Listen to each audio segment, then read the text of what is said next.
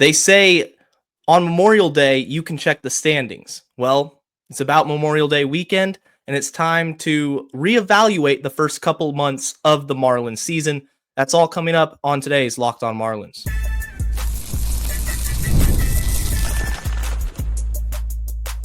You are Locked On Marlins, your daily podcast on the Miami Marlins. Part of the Locked On Podcast Network, your team every day. Welcome into Locked On Marlins. I'm your host, Jeremiah Geiger. I've been podcasting about the Marlins for 3 seasons now. Go hit me up on X at Jeremiah Geiger 2. And thank you for making Locked On Marlins your first listen of the day. It's part of the Locked On Podcast Network, which is your team every day. Don't forget to subscribe and let me know your thoughts in the comments section. And joining me on today's show is Kevin Barral from the Fish on First team. Kevin, welcome in. How you doing? How are you doing, man? Thank you for having me. Yeah, always great to talk some Marlins baseball with you. And on today's show, we're going to review the first couple months of the season. How's it going? Has it met our expectations? What do we want to see the team work on in the future? That's what's coming up. And also Sandy Alcantara. We got to talk Sandy and some prospects talk. What do we want to see out of the farm system? Give the listeners or watchers a more of a deep dive into that set of things for the organization. So first off, Kevin, I got to ask you, it's been a couple months. The Marlins are sitting about 10 games under 500. How do you view this team? I know they're not going to make the playoffs, but there's been some bursts of excitement, and there's definitely some positivity to take away from the first 2 months. Yeah, I mean, I think, when you looked at the team on paper, you thought you were going to get either the same result as last season or something similar. I always thought maybe the pitching would be the reason why they would stay in games, and that's proven to be wrong, honestly. With Sandy struggles, injuries, whatever it may be, that's just pitching hasn't really kept them in games much. But look, this is a team that if there's one thing that's for sure, it's that they're going to be in every game no matter what. We saw it this last series against the Cubs, outside of the game in the middle. They were in every single game. They were in most games against the Dodgers, I want to say, this season for the most part. They were in almost every game they've played all season, and that's a big reason why they are where they are right now. Unfortunately, some results haven't gone their way, and that's obviously due to just the inexperience. Just the bullpen hasn't been what we expected this season, or even starting pitching, especially with Sandy. But overall, I think this team has surpassed expectations. To be honest with you, but and it's starting to. I'm starting to believe that this is a team that potentially won't lose 100 games. Will they be close? Possibly. But will they win 62 games? Probably not. I think they'll win a little more than that, and they're showing that. And obviously, the farm system, which we'll touch on in a bit for sure. You're starting to see those pieces kind of come up through the minor leagues now, potentially make it to the major leagues, and those guys are going to definitely help, and they're going to want to win. So it's a young, hungry team, and I think that's been the message, since the start of spring training. And so far, I would say they've exceeded expectations. I agree with you. I think they've established a culture so far through the first couple of months in which, like you said, they're going to battle. This team is never going to quit. They're going to give it their all for 9 innings, and that's win, lose. And they've lost 29 games. They're 19-29 as we record this. And that's kind of where I expected them to be in terms of record-wise, maybe a little bit better. I thought the month of April was going to prove to be awful, and they really did a little bit better than I thought they would. They won some games, won some series. It's been interesting how they're winning games. I think that's the biggest takeaway from my perspective. The pitching staff, for the most part, has been really bad. And then you have the emergence of a player like Kyle Stowers, who, at the start of spring training, the expectations for him, they were non-existent. So everything that he's done to this point, playing himself into a potential all-star game, if he keeps this up, I mean, he could be the Marlins representative at the all-star game. I mean, it's been great to see. Now, there's a lot of things to improve, of course. They're a flawed team. But one thing is for sure, they're going to bring the excitement day in and day out. Now, the biggest thing, I would say the biggest positive takeaway has been Agustin Ramirez. I like Kyle Stowers, but I think he's great, and he's going to be a player here for multiple years. But the reason I say not Kyle Stowers, but Agustin Ramirez, is because you needed that trade to hit. You need to see those positive results from a Peter Bendix deal. And the Jazz Chisholm trade last year, arguably, the face of the franchise with Sandy Alcantara in terms of popularity, it brought back you a catcher. The catching position is very volatile, including with the Marlins for the last few years since JT Realmuto left, but he looks legit. He looks like a player that's going to be here for years to come. And his hit tool, the exit velocities, all the backup stats, I mean, they support that factor. Yeah, for sure. I mean, Augustin has been, I wouldn't say a surprise. I think the surprise has been how quickly he's been able to adjust to big league pitching and how just good he's been. And I think the biggest thing with him is just the hard contact that he makes. Like, even if it's an out, it's a loud out. And that's been the most impressive thing to me. And, defensively, it hasn't been great, but it's been better than expected, I would say, at least in my opinion. And I'm just more off the eye test. It doesn't look terrible. He's a very fast guy. I mean, for a catcher, he's pretty quick, so he's going to steal you some bases. He's going to cause some havoc in base paths, which we've already seen a couple times this season. And, we look at that catching position in general. The Marlins, where they were just a year ago, where they only had 6 home runs from their catchers combined. You look at this season, I think now they're at 11 or 12, with 6 from Ramirez. Yes, they're at 11. 6 from Ramirez, 4 from Hicks, 1 from Fortes, who hit it the other day. I mean, you couldn't ask for more. But now you're going to have to tell yourself, well, we have Joe Mack coming up, and, Right. We have a couple other guys in the minor leagues that are little by little starting to show that maybe there are something, to, keep an eye out on, like a Ryan Ignacio, and you even look even lower in the minor leagues. But so you have to tell yourself, what are you going to do with Liam Hicks? What are you going to do with Nick Fortes specifically? Because I don't think anyone thought Liam Hicks would do what he's doing. And then even when they have been outs, they've been productive outs. I think, Eli Sussman had mentioned this at one point, that Liam Hicks led all major leagues in productive outs. So Wow. I don't know if that continues to be the case, but he's got to be up there. And I mean, he's hitting the ball as well as anyone right now. And it sucks he's not in there every day, but you got to ask yourself, what are you going to do with Liam Hicks? What are you going to do with Nick Fortes? Because Fortes continues to at least put up some decent numbers. That's a decent trade chip, in my opinion. And we'll see what happens there at the deadline. But yeah, that you couldn't have asked for anything better. Augustin Ramirez is making that trade look like a win right now. And Absolutely. against Jazz, I mean, just has been hurt. I think he's still out, if I'm correct. So Yeah, he is. yeah. So I mean, it's looking like a win for the Marlins. We'll see what happens with Jared Stern. He's gotten off to a little bit of a slow start, pretty disappointing start. And then Abraham Ramirez has actually been pretty decent. So that trade's looking like a win for the Marlins early on, at least. And I mean, you look at a lot of those trades from the 2024 deadline. I mean, those are all looking like wins. The Con Norby Cal Stowers trade is looking like a big win in a couple of years for the Marlins. I even look at the Tanner Scott trade. Tanner's not even on the Padres anymore. Brian Hoeing, I think he's hurt or he's in AAA, one of the two. And Robbie Snelling out of Major looking really good. Graham Pauley, I know he hasn't been great, but he's technically an everyday big leaguer, so it counts as some sort of a win there. So yeah, overall, I mean, Augustin's been extremely fun to watch, and I think he's just going to get better. And I get the vibe that this is a guy who they want to keep around for a very long time. We'll see if that's the case. And Peter Bendix is yet to extend anyone. He would be an ideal first candidate to do that. So we'll see what happens with Ramirez, but he's been a fun watch for sure.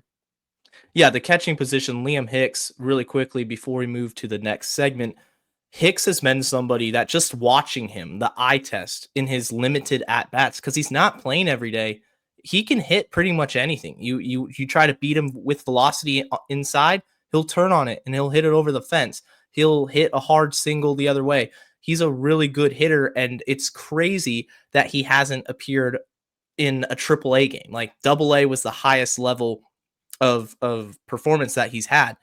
Now with Hicks, I think it's interesting. I talked about this a couple episodes ago. He has first base experience. That's something that the Marlins are eventually going to have to make a decision on when it comes to the long-term future of Ramirez and Liam Hicks, because you talked about Fortes being a potential trade candidate. I think he's the most expendable of that group. You have Joe Mack, who's tearing it up in AAA. He could be up at the end of the year if things continue and he continues to progress. That's a real option. So the Marlins have some really good players that they're starting to establish a core. And I love to see that it's a night and day difference from the team on the field at this point last year in the season. And that's what you want to see, continued progression. Now, this team is still flawed. There's still things that need to happen. And Kevin and I are going to talk about what we want to see Peter Bendix do from now until the end of the year, and especially focus on the trade deadline. That's coming up right after this.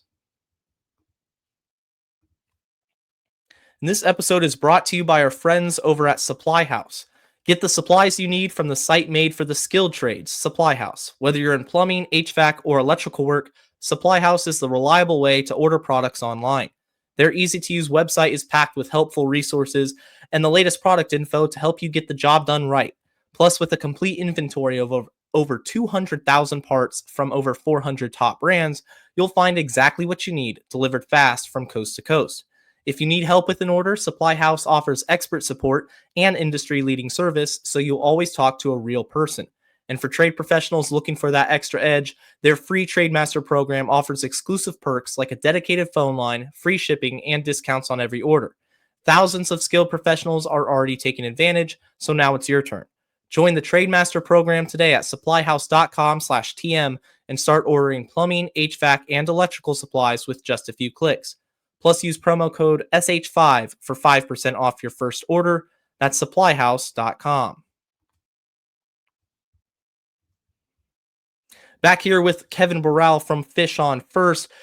Do me a favor, hit that subscribe button. If you're an everyday listener, share the podcast with your friends. Thank you for being part of the Locked On Marlins crew. If this is your first time listening, welcome in Monday through Friday. Marlins analysis all week long. And Kevin, this team is flawed. We talked about the positives. They're an exciting team. But in your opinion, what needs to happen in the next couple of months that you're just kind of waiting for Peter Bendix to do something, to make a change if there needs to be one? Yeah, I think a big thing is just going to be who's going to fit with this team in the long run, and that's the big thing. Who's going to stick around? Who's not? Who do you want to see?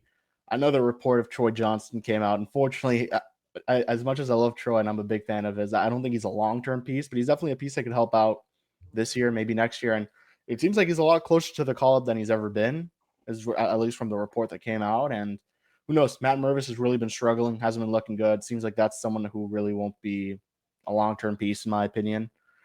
Just really struggling. Seems it's an interesting situation there with Mervis. Just, I don't know. Not a guy who has really performed, in my opinion. He had that big run at the start of the season, but kind of starting to see what we expected out of him. I think a big thing that we need to see in the next couple months is how Sandy's going to look, within the next month, honestly, the next month, because you got to make a trade soon. You got to make not just a trade, but a decision soon on what you're going to do with Sandy. You're going to have to begin deciding who are some guys who you're willing to move on from, at least in the trade market. I mean, we already mentioned Fortes. Who knows who could be next? So it's just a matter of that. And obviously, when are you going to get Joe Mack up? When are you going to see Davison at some point debut when he's back from the IL? Are we going to see, for example, Victor Mesa Jr., Jacob Marcy, Andrew Pintar, like those guys who are really at the cusp? Are we going to end up seeing them? And I think and you mentioned it, this team's not going to make the playoffs, but they're going to win. They're going to go out there and they're going to try to win baseball games. And who knows?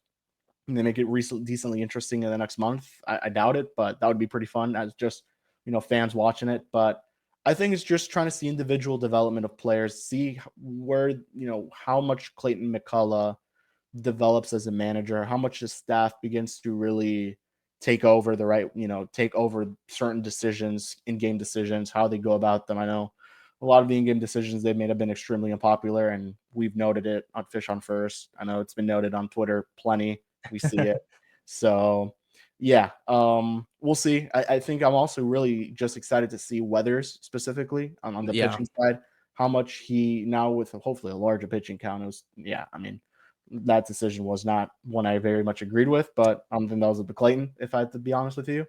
But I just want to see how much more he could improve throughout the season. He said that the fastball is the best it's ever felt since he's been up here in the major leagues. And I mean, the stats are there, the numbers are there, everything's there to show that. It's hitting 99, averaging 97. So I'm excited to see Ryan Weathers. Can Max Meyer finally find some consistency? I think he got off to an awesome start, didn't have a great couple starts. Finally, against the Cubs, had an awesome start to close out the series. And then just see if some of these guys are legit. Like, can Kyle Stowers do this throughout a full season as well, because everything indicated that Kyle Stowers wouldn't be doing what he's doing, especially during spring training. Would he get on base? Sure. But the power, the hit tool, no one saw that coming. I want to see if Norby could stick at third. Everything has shown that he's actually been really good at third. Now, can he do that consistently? It's a lot of small storylines. Can X stick at short? I don't think he can, but we'll see what they do there. Maybe Otto shifts to shortstop. I don't know, but there's a lot of things to look at, especially just individually. And obviously, you look at the wider picture. Like, can this team compete? When can this team compete? You know, like that's the big question. Are they going to be good enough to compete next season with the prospects that are coming up? Can they do it in 27? I think that's the wider picture. You look at just with certain players, or who's going to be on the next Marlins team that's going to make it to the postseason. I think that's the big question that you ask yourself, you know, just in general for this entire rebuild, not just, you know, this season. That's how I kind of felt entering the season was, can we be better last year or than last year in terms of player development? Last year, there really wasn't anybody besides Connor Norby who came over in the second half of last season that really established themselves. Hey, this guy can be here in 2027, 2028. I guess you could throw Otto Lopez in that conversation. He had a really good start to the season, but then he goes on the injured list. I think the book's still out on Otto Lopez long-term with the Marlins specifically. I think he's going to stick around and be a major leaguer for a while. It just depends what the Marlins need to do. I mean, you mentioned Xavier Edwards. I'm completely out on Xavier Edwards being a shortstop. I think there's a role for him. It's just not at short. You look at the advanced metrics, you go on Savant. He doesn't have the range. He doesn't have the arm. But that hit tool, which albeit it hasn't really been at his best this season, now he's dealing with a back injury, makes you wonder how much the back discomfort affected his swing the last couple of weeks. So that's always something to consider. I just think you mentioned it perfectly, the development of individual players. Where does Agustin Ramirez play long-term on this team? We know he's going to be in the lineup, and he's been DHing a lot while still getting reps as a catcher. Does he catch long-term? I tend to think no. I think there's going to come a time when they move him off of catcher and he becomes a full-time DH or first base, but you don't want to do that so early on in his career. And now the Sandy Alcantara, got to talk about him because I think he's got 12, 13 starts left about before the deadline. If you go once every 5 days, assuming no injury, somewhere around there, it's a good chunk of time. He can reestablish himself as a prime trade candidate. Now, we saw progress with the White Sox and the Rays. He showed some good strikeout stuff. It was just about that one bad inning. It got him into trouble. It was a lot like 2023. What I'm curious is how Peter Bendix handles it, because there's going to be teams calling. I guarantee it. There's going to be teams trying to get him, maybe the Marlins lower their price range because of the stats or whatnot. You can't sell low on Sandy Alcantara. That's what they did with Jesus Luzardo. I didn't like the trade then, and I certainly don't like it now. I wonder that Peter Bendix is going to look at that Jesus Luzardo trade and worry he's going to do the same thing with Sandy Alcantara. I mean, the Marlins, I feel like they screwed up that Luzardo trade. They can't screw up this Sandy trade. It just cannot happen. It's going to set the franchise back a long time. What are your thoughts on Luzardo, how they handled that, and then did that have any effect on Sandy Alcantara? No, I don't think it'll have any effect on Sandy, just because I believe that'll be a decision that's not even made by Peter. That'll be a Bruce thing if they're going to move the franchise piece that's been, the face of this franchise for the last God knows how many years. So I don't think that's going to affect. Yeah, I mean, exactly. I mean, this is going to be more of a quality over quantity trade. I think that's what they tried to do with Luzardo. Didn't work out. Obviously, there were talks with the Cubs. It doesn't seem like that happened. And yeah, I mean, Luzardo is making Miami really regret that right now, making that trade. But again, I mean, who would have said that Jesus Luzardo would come in and do what he's doing? Honestly, I mean, many thought that 2023 would be the peak of his value. And credit to Zeus for doing what he's doing. Added the sweeper, I believe, to his arsenal, which has been awesome for him. And I mean, probably going to come down to Miami in a couple of weeks and shove again. So I mean, tough trade right now. It's looking really bad. No offense to Starling Kava and Marion Boyd, but those are two guys who unfortunately have really if it doesn't pan out, it's going to be really bad. And Caba's defense is awesome, probably the best in all of minor league baseball by far. Now, can the hit tool develop? Can he add some thump into his bat a little bit, just a little bit? Like, I'm not asking for much. Right. Yeah, I don't know. Caba is an interesting prospect. He's a very volatile prospect in my opinion, because if it really works out, Starlin Caba is an all-star shortstop for the Miami Marlins. If it doesn't work out, Starlin Caba is going to be on the bench of your Major League Baseball team, and he's a decent offensive piece, and you'll take that. I mean, there's a reason why he's, I believe, a top 10 prospect on our Fish on First rankings, or top 5. He's really good. We think he's really good. We think he could be really good, but unfortunately, just gotten off to a slow start. And even if it doesn't pan out offensively for him, it's still a really awesome like approach that he has. Like, he's gonna walk, he's gonna get on base, but he needs to take advantage and steal more bases, in my opinion. And didn't do that. I don't know how much of it was due to the injury that he ended up suffering. I think it was thumb sprain that kept him out on the 60 day, which is really crazy, honestly. On the non-throwing hand, I believe it was too. So yeah, I think Peter Bendix definitely regrets trading Luzardo now a little bit. I hope he does. I haven't asked him, but yeah, I mean, especially to an in-division rival, which was the worst part. I think if you had traded him to, I don't know, Chicago or San Fran, like, that's still different. Yeah. But yeah, trading him to the Phillies, where he's going to haunt you for the next 2 years, I want to say, not fun. And I mean, shout out to Zeus. He's setting himself up to get a really nice contract when he hits free agency. Yeah, he is. And I like Cobb as a prospect. I said this when the trade went down. I said, look, I don't agree with the deal, but I still like Starlin Cobb as a prospect. You can have both of those in the same picture. Sandy Alcantara, you said a Bruce Sherman is going to make this decision, and that's his guy. I mean, Bruce extended him. He's been the face of the franchise. He sells the tickets. Now, is Bruce going to pull the trigger and get a deal done at the deadline? I mean, he's working with Peter Bendix. In my opinion, if I had to say right now, as we record this in late May, I think they do. I think Sandy turns it around enough to get a team to pay what the Marlins feel comfortable with getting back for him. Because if it's not at the deadline, I am 99.9% confident he's traded in the offseason if he stays healthy. Do you think he gets dealt at the deadline? Yeah, I think I do. And you're right. I think he will end up turning it around. You look at his last 3-4 starts, like, it's been 1 or 2 pitches that have really screwed him over. I don't think the line speaks for how good he's been the last couple starts. The velo's there, the stuff is there. Command, it's been on and off a little bit, in my opinion. The walks aren't great.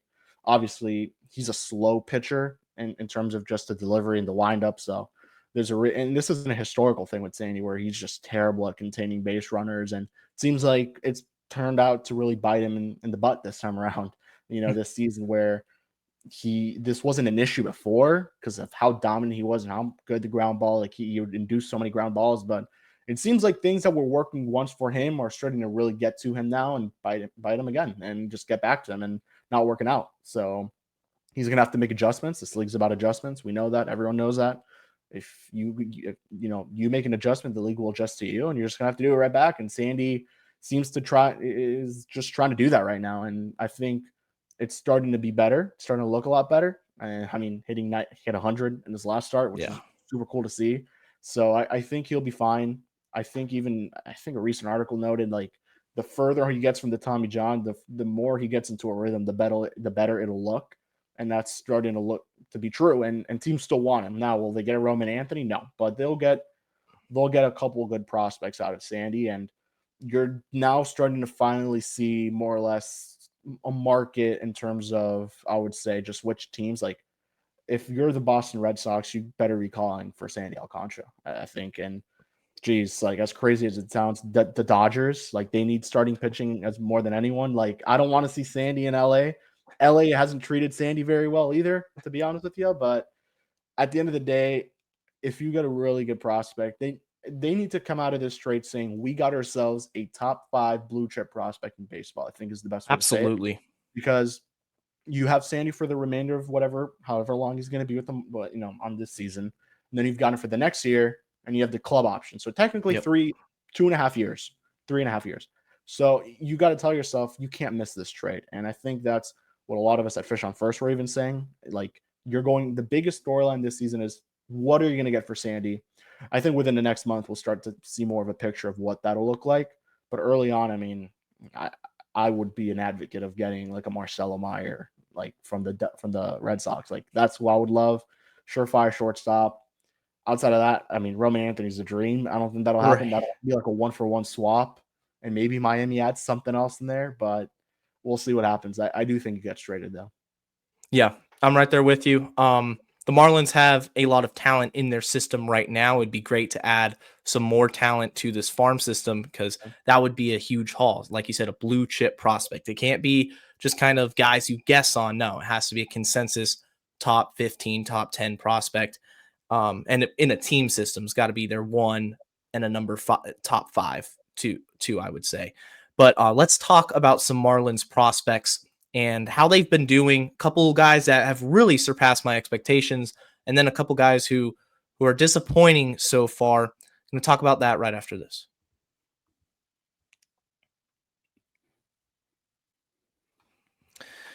And welcome back into Locked On Marlins. Kevin Barral from Fish on First with me here.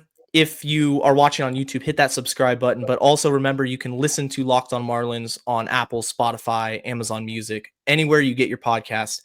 And the Marlins farm system, this is the topic of conversation right now. Look, Thomas White is the best prospect the Marlins have by far. I think Thomas White is going to be a potential ace for the Marlins, right up there with Yuri Perez in terms of pure talent. He's in high A Beloit. To be honest, I think he looks a little bit too good for high A. He might be ready for a double A promotion here pretty soon. Let's start off with Thomas White. Yeah, I think he should have started in Double A to begin the season. I think it was I think he was gonna go to Double A up until like the very last second is what we've heard. And like it's crazy because like we reported it, MLB Pipeline even reported that he's going to Double A, and I was like, all right, like great, like this is how it should be. Like, and after the first start, I put out a tweet, and I haven't mentioned this actually. I put out a tweet saying, you know, say it with me, Thomas White should be in Double A, and he liked the tweet, so I was like, all right, I like that. I like that that's the mindset that he has, and he's an awesome dude. And I mean, he's pumping gas in double in high A Beloit, and you're right, he should be in Double A. And you know, I think when we did our bold predictions at the start of the season, I mentioned Thomas White will make his major league debut by the end of the season, and that was me assuming he would be in Double A. Will that happen? Probably not now, because obviously he's in high A. Who knows? And it seems like they really are starting to let him more like go deeper in outings, let him loose a little bit. But yeah, I mean, he's been our top prospect for the last 2 years ish, and that will remain to be the case until God. I mean, Joe Mack would have to hit 40 home runs for that to change, possibly. Yeah, I mean, he's awesome. His counterpart, though, in the same draft class, Noble Meyer was the first round pick. Thomas White was in the competitive balance. He was that competitive balance pick that the Marlins had. Now, Noble White, I talked about disappointing prospects. Noble White is just not reaching his potential. He continues to struggle with command. It's been an issue last year. It's carried on to this year. And I think the worrisome part of it is the velocity. The velocity is fluctuating all the time. And right now, I don't feel any sense of confidence with Noble Meyer as a potential building block for the Marlins in the next few years. I really don't. Yeah, it's unfortunate because he's an awesome guy. I mean, everything I saw in spring training dictated that he would really bounce back, and I wouldn't say break out, but definitely look a lot better than what he did when he got up to Beloit. I don't know if maybe the promotion was a little bit too quick. I don't know what it may have been, but Noble for sure has not looked good, and there's no other way to say it. It's unfortunate because, as I mentioned, spring training looked awesome. Like, it was electric stuff. The velo was there. He was up to like 95, 96. Spring breakout game looked good as well. Unfortunately, just hasn't looked like that. And the other day, the fastball was like 89, 92. Yeah, I saw that. Yeah, his last start was like 92, 94, which is extremely weird. I don't know how much of it is a potential injury, maybe like a shoulder or elbow thing. Who knows? But it's just been very wild. It's been a wild version of Noble Meyer, and that's not what we saw when he got here. And it's unfortunate. He's dropped down big time on our list. He's up to number 10. He's went from 5 to 10. He started at number 2 on this prospect list and went down all the way to 10. So it just shows how tough it's been to, keep him up on our list. And unfortunately, it's making it tougher. yeah, it's going to be, I may continue to drop down if we continue to see these type of results. And, the secondary stuff isn't really working out either for him. He's not getting a lot of punch outs, not a lot of swing and miss. You mentioned the velo, not there. I don't know. I don't know what it may be at this point. Maybe mental. I thought it was mental. I don't know if it's mental at this point. So we'll see what happens with him. I don't know. I really don't know what's up with Noble Meyer. Now going up to AAA. AAA for me is right up there with Beloit because I love watching and tracking, Thomas White because he's the number one prospect. But AAA, you're that one step away from the big leagues, and I feel like there's a few guys who are really close to making their debut.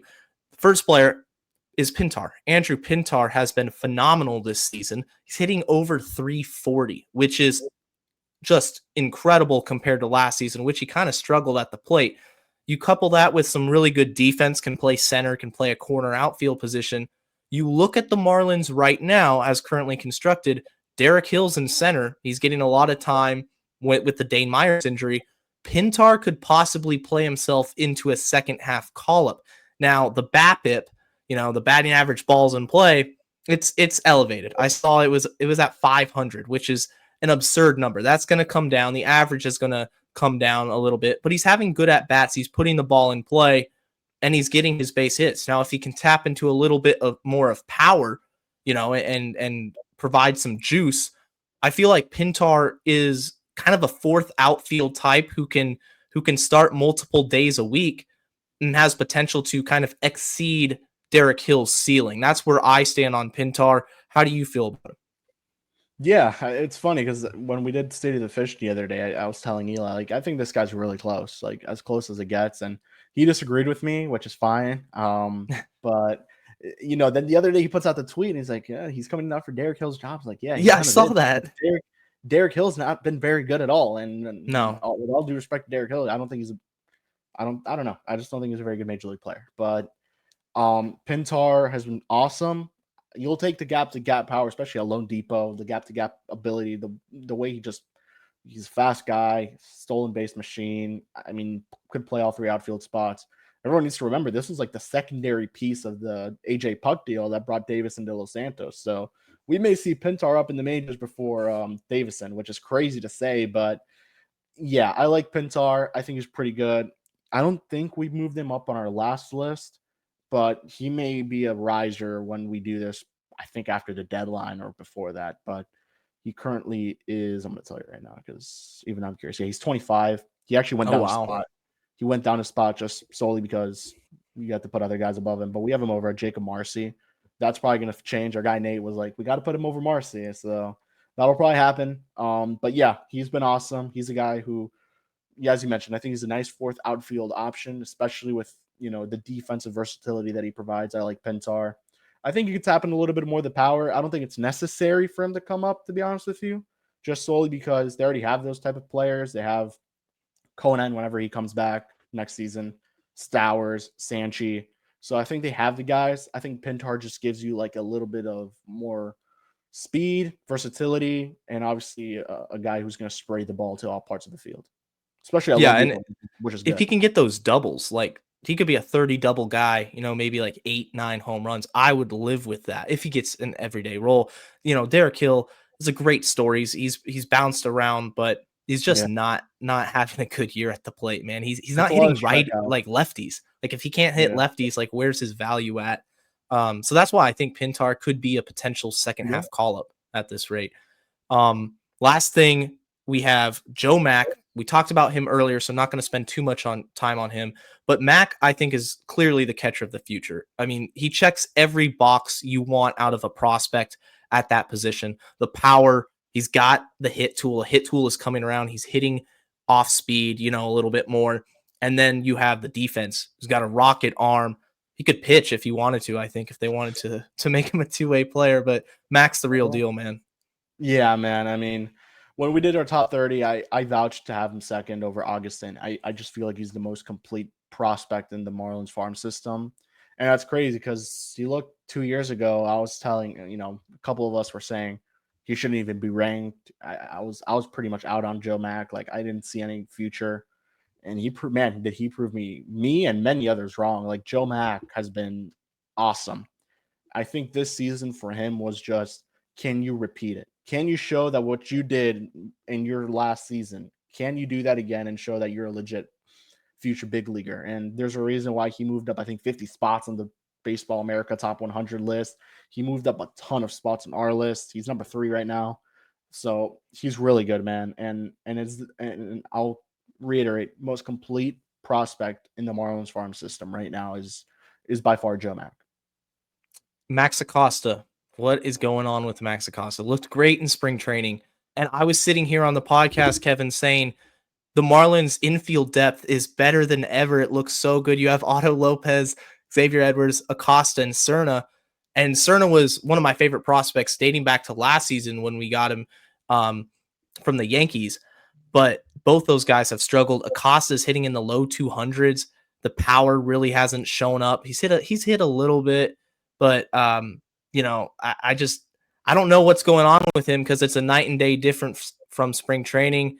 Are you worried about this trend, or do you think it's going to even out? Because the second half of last season, he made his swing adjustments and looked like a completely different hitter for the better. Yeah, I'm looking at the numbers now for the first time in a while, and it's a 30% strikeout percentage, which is obviously the biggest issue I see right now. Although he's walking 13% of the time, but just he's getting BABIP right now too, a 330 BABIP. Like, yeah, I would say it's a little bit of unluckiness, but as well, like, he's striking out a lot. The power isn't really showing in a ballpark where it really should.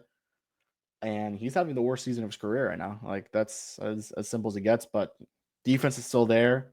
If he continues to at least perform on that part of it, maybe he gets the call up at some point, but maybe he'll have to repeat AAA and hopefully the adjustments come in. And man, you're right. Cause I thought Acosta was someone who could even potentially break the roster, break camp with the Marlins. Like, the way he was playing, you were telling yourself, like, this is a guy this is going to be the guy who's going to push Xavier Edwards off of shortstop. And I still believe that. I still wholeheartedly believe that because he's been performing well at shortstop. That hasn't been the issue. I think the issue has certainly been just the bat, a lot of aggressiveness from Acosta.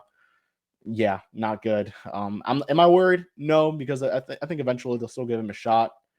But yeah, definitely a little troublesome after such a good start too that he had, and the power hasn't been there at all either, which is not good. But I think it'll sort itself out. Yeah, and I think you mentioned repeating AAA. Worst case scenario, you don't rush him. You don't have to rush him. He finishes the year, he shows improvement, and then he's somebody that either starts camp, in spring training with the big league team. If he performs, maybe you give him a shot in 26, and if not, he starts again at AAA until he forces a call up. Last thing before we get out of here, Kevin, Jacob Berry, are you out on him? No, that's a joke. He's been awful, man. I regret that pick, man. He's gotten Is he though? He's back on that little. We have to remember, and that 2-week heater. Yeah, he's on that 2-week heater thing right now. Maybe, who knows? I don't know. I don't know why he's still playing third base. I think that's the biggest issue. But yeah, no, he stinks. Yeah, it's been a great time talking some baseball with you, Kevin. Go follow the Fish on First team. They put out some great content on YouTube. They cover the games. If you're watching a podcast or listening, you probably already do, but just putting that out there. That's going to do it for today's edition of Locked On Marlins. Kevin, thank you again for coming on, man. Yeah, man. Thank you so much for having me. Check out Locked On MLB Game Night for your second listen of the day. And until next time, guys, stay safe, stay locked on, and let's go fish.